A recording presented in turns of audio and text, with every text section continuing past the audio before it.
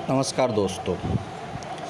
आज के युग में हिंदू भावनाओं के साथ खेलना बहुत ही सरल है, क्योंकि खुद हिंदू ही अज्ञानता के साथ जी रहा है और बिना खुद का हिंदू सनातनी शास्त्र पढ़े समझे अपने ही धर्म पर उंगली उठा रहा है।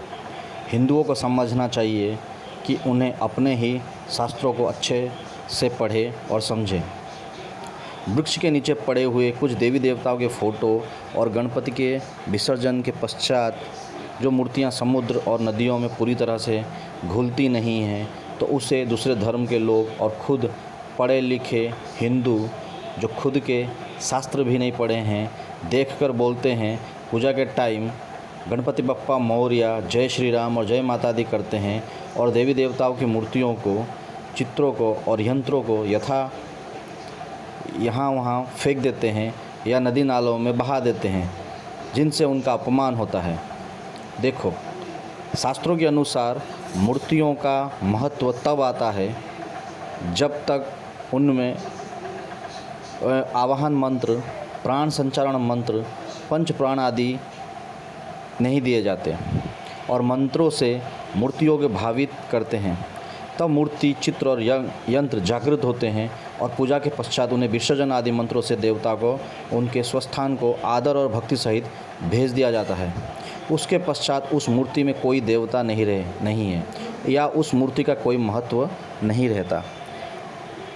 उस मूर्तियों को नदी, तालाब और समुद्र आदि जलाशयों में प्रवाहित कर दिया जाता है। इससे देवता और देवी को कोई असम्मान नहीं होता। जो मूर्तियाँ या चित्र मिट्टी, लकड़ी और कागज़ आदि से बनाते हैं, जिन्हें पार्थिव विधि से जो मूर्ति बनाई जाती है, अर्थात जो लंबे समय तक नहीं रखे जा सकते, उन्हें पार्थिव मूर्तियाँ कहा जाता है और उन्हें विसर्जन करना अनिवार्य है। जो मूर्तियाँ पत्थर और धातुओं से बनती हैं, जिन्हें मंदिर और गृह में रखे जाते हैं, उनमें सिर्फ प्राण प्रतिष्ठा मंत्र ही पढ़े जाते हैं। अगर किसी तरह से ऐसे मूर्तियाँ, चित्र या यंत्र खंडित होते हैं तो उन्हें भी विसर्जन करना अनिवार्य हो जाता है। आजकल कुछ ऐसे लोग हैं जो नदी और जलाशयों में मूर्ति प्रवाहित करने से मना करते हैं ताकि जलाशयों में प्रदूषण ना हो।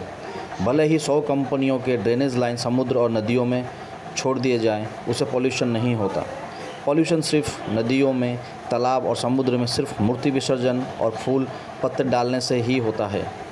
इसी कारण लोग देवी देवताओं के खंडित मूर्ति और चित्रों को पेड़ों के नीचे छोड़ जाते हैं। मूर्ति आजकल प्लास्टर ऑफ पेरिस से बनती हैं, जिससे मूर्तियाँ पानी में सरलता से घुलती नहीं और जलाशयों में प्रदूषण होता है। पर इससे विसर्जन के पश्चात देवी देवताओं का कोई अनादर नहीं होता। गणेश चतुर्थी आदि त्योहारों में मूर्तियाँ मिट्टी आदि से ही बनना चाहिए। जो भी मूर्तियाँ विसर्जन के पश्चात नहीं घुलती हैं, उनसे देवी देवताओं को कोई भी अनादर नहीं होता, क्योंकि उनमें विसर्जन मंत्र से भावित कर दिया गया है। जब भी आवाहन होता है तो उन्हें भावित कर देवी देवताओं को आवाहन मंत्र द्वारा भावित करके आवाहित किया जाता है और विसर्जन मंत्र दे के भावनाओं द्वारा उस मूर्ति से उन देवी देवताओं की विदाई कर दी जाती है।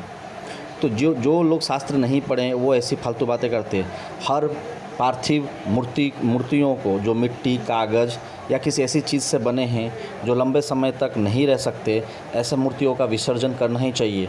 और घर में कभी भी खंडित मूर्तियाँ, यंत्र और चित्रों की पूजा नहीं करनी चाहिए तथा उन्हें भी जलाशयों में ही विसर्जित करना चाहिए। तो जिससे लगता है कि बहुत से हिंदू इतने भावुक हो जाते हैं कि वो इस बात को नहीं समझते कि प्राण जब तक शरीर में नहीं है तब तक उस शरीर का कोई महत्व नहीं होता।